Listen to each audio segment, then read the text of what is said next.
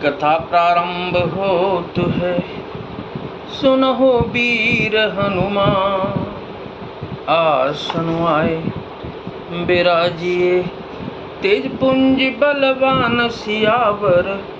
रामचंद्र जी की जय, पवन सुत हनुमान जी की जय। अमृत केवल सुनने में आता है और विष जहां तहां प्रत्यक्ष देखे जाते हैं। विधाता की सभी करतूतें भयंकर हैं। जहां तहां कौवे, उल्लू और बगुले ही दिखाई देते हैं। हंस तो एक मान सरोवर में ही है।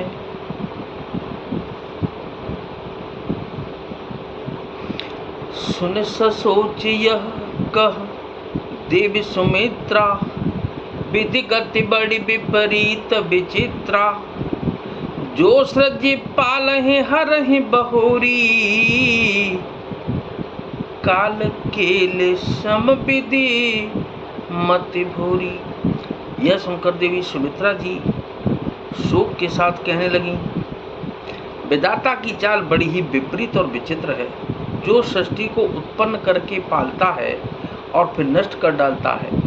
विधाता की बुद्धि बालकों के खेल के समान भोली और विवेक शून्य है।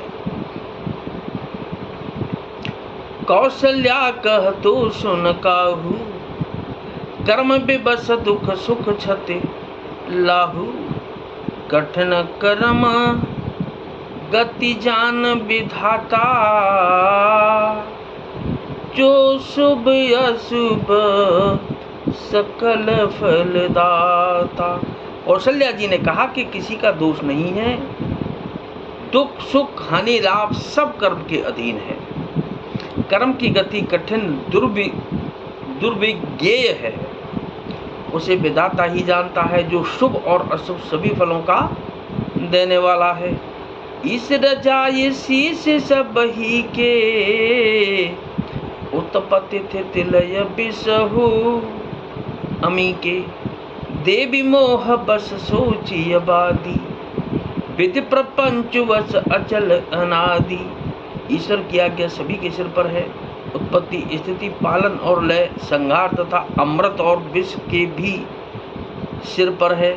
ये सब भी उसी के अधीन है। हे देवी, मोहबत सोच कर न व्यर्थ है। विधाता का प्रपंच ऐसा ही अचल और अनादि है।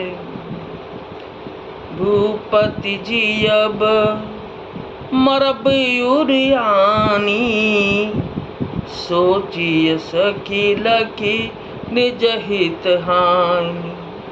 सिय मातु कह सत्य सुबानी, सुकृति अवधि अवधपति रानी।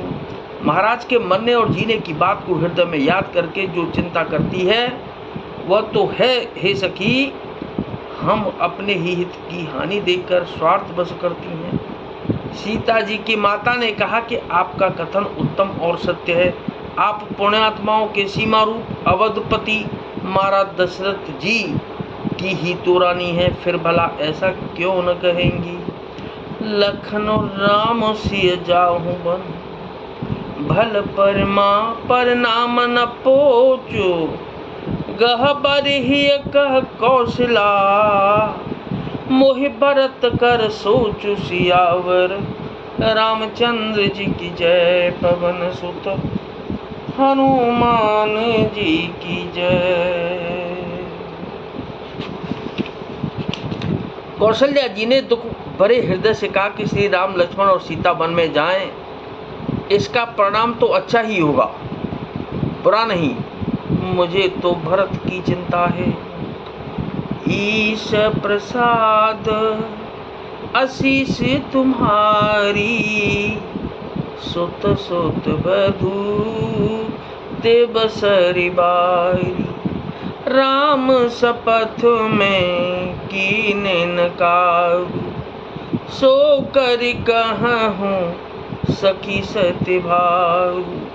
ईश्वर के अनुग्रह और आपके आशीर्वाद से मेरे चारों पुत्र और चारों बहुएं गंगा जी के जल के समान पवित्र हैं। हे सखी, मैंने कभी श्री राम की सौगंध नहीं की, सो आज श्री राम की शपथ करके सत्य भाव से कहती हूँ। क्या भरतशील गुण विनय बड़ाई, भायप भगति भरोस भलाई। कहत सार दहु करमत हीचे, सागर सीपक जाहि उलीचे। भरत के शील गुण, नम्रता, बड़प्पन, भाईपन, भक्ति, भरोसे और अच्छेपन का वर्णन करने में सरस्वती जी की बुद्धि भी हिचकती है।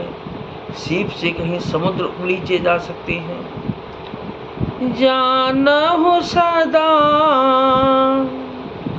भरत कुल दीपा, बार बार मोहि कहेहु महीपा।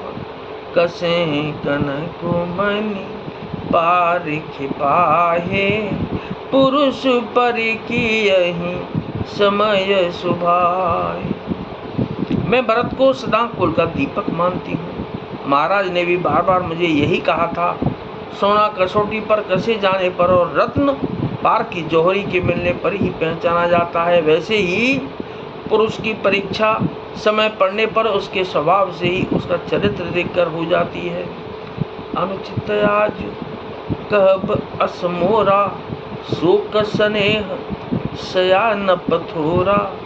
सुन सुर सरिसम पावन बानी, भई स्नेह बिकल सहरानी।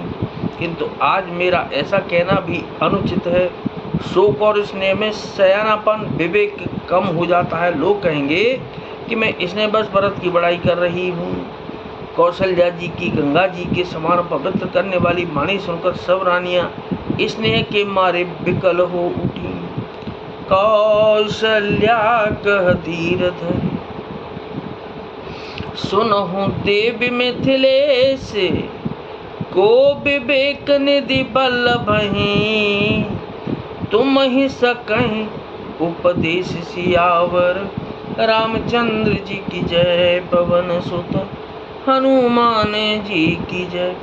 कौशल्या जी ने फिर धीरे धर कर कहा कि हे देवी मिथिलेश्वरी, सुनिए, ज्ञान के भंडार श्री जनक जी की प्रिया आपको कौन उपदेश दे सकता है। तो नाथ सकल संपदा तुम्हारी, और मैं सेवक समेत सुत नारी। दीन दयाल बिरुद संभारी, और हरहु नाथ मम संकट भारी।